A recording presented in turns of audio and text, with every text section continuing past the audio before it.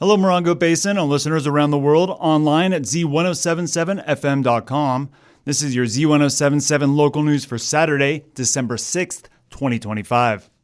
Joshua Tree Superintendent Jane Rogers was at the last Yucca Valley Town Council meeting where she gave a few updates on our neighboring national park. Shortly after the federal government shutdown began, a fire had broken out in the Black Rock campground area on October 12th, which eventually burned 72 acres of old-growth Joshua Tree forest. During the shutdown, national parks like Joshua Tree were on a skeleton crew and fees were waived to enter the park. While the fire devastated western Joshua trees that can take hundreds of years to grow, Superintendent Rogers says it could have been much worse. So we did lose a number of Joshua trees. If you hike the West Side Loop Trail or the Black Rock Canyon Trail, you can walk through that area if you're curious and you'd like to see what it looks like right now.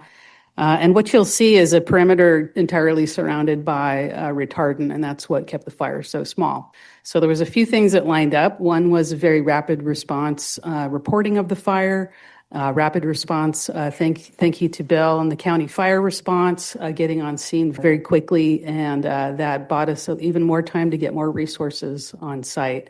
Putting out a fire, managing fire, we often rely on weather conditions, and the weather was cooperative that day to allow for a very aggressive air response with retardant tankers and helicopter response to drop water.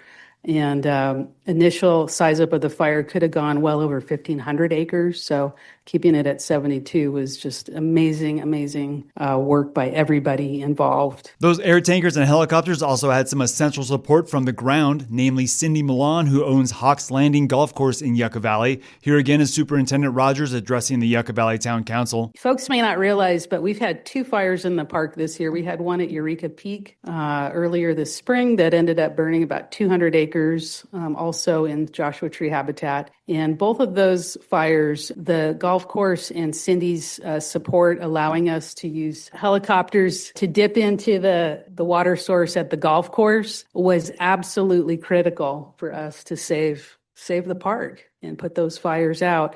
I know a lot of you know Cindy really well. I've gotten to know you a little bit over the years, but she is such a humble person. She never really reached out to me and asked about like, hey, how is this going to work, with this? And she just was there.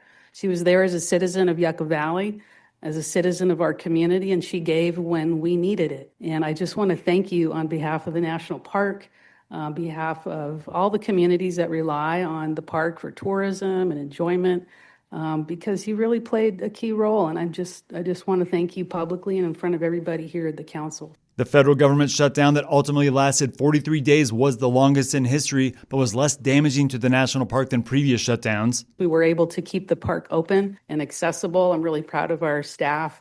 We didn't have some of the concerns and issues that happened previously during an extended shutdown. We had a lot of damage to the park, and this time around, things went pretty smoothly. Rogers also shared a few updates on visitation numbers. Joshua Tree National Park hit its peak visitation in 2023 with 3.2 million visitors, and in 2024 that dropped to about 2.9. Joshua Tree National Park's west entrance is back open today with a new entrance booth and lanes that should help alleviate some of that backup that can occur on the busiest days.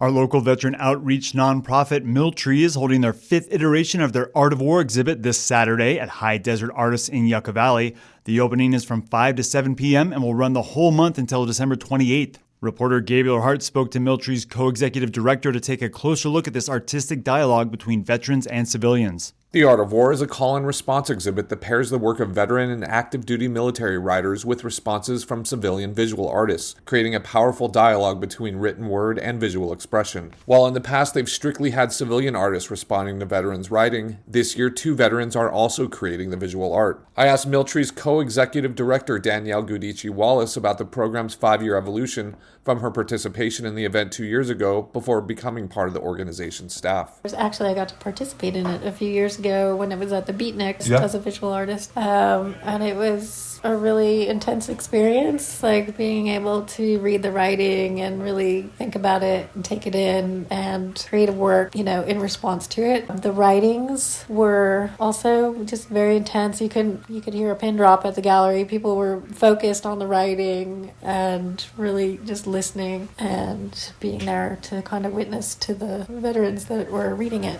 This year's Art of War writers include Barry Scanlon, Norm Miller, James Spalding, Patrick Wallace, Lawrence Markworth, Omar Columbus, Nadia Clark, and Delisa Chase. Artists responding to the writing include Mark Michio, Barry Scanlon, Judy Wold, Anna Stump, Wendell Hunt, Bonnie Kopp, Rontherio, and Philip Miller. The opening goes from 5 to 7 p.m., with writers reading their work at 6 p.m. this Saturday at High Desert Artists, located at 55635 29 Palms Highway in Yucca Valley. The event is free and open to the public. Reporting for Z107.7 News, I'm Gabriel Hart. The Morongo Basin Historical Museum is hosting Atomic Days and Desert Nights, a celebration of music, exhibits, and neon lights on Sunday, December 7th. Here's Hepcat Jeff Harmatz with more. The Morongo Basin Historical Museum is going full mid-century modern, and you won't be mad, man.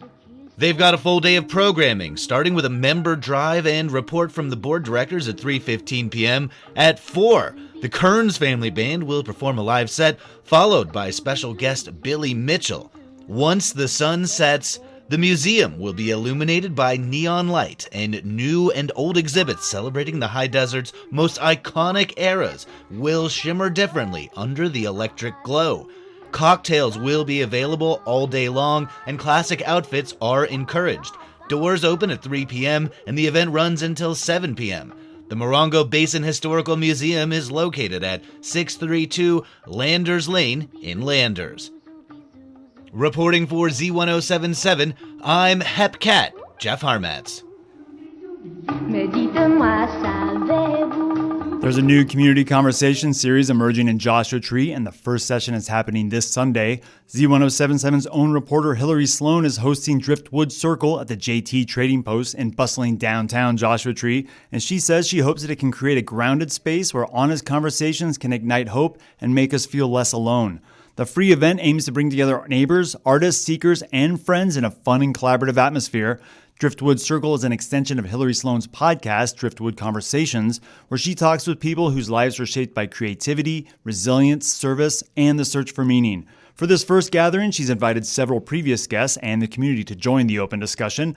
Driftwood Circle is free and open to everybody. It takes place at the JT Trading Post from 3 to 5 p.m. And check this story on our website for a link to Hillary Sloan's podcast, where she's interviewed our very own news director, Jeff Harmatz. It's a great conversation, and her entire podcast is a real delight to listen to. That's all at Z107.7fm.com. And that's your local news for Saturday. You can hear local news 7 times a day, 7 days a week at 7, 8, 9, noon, 4, 5, and 6. More Morongo Basin residents get their local news from Z107.7 than any other source. Reporting out of Joshua Tree, California, alongside the award-winning Z107.7 news team, I'm Robert Hayden.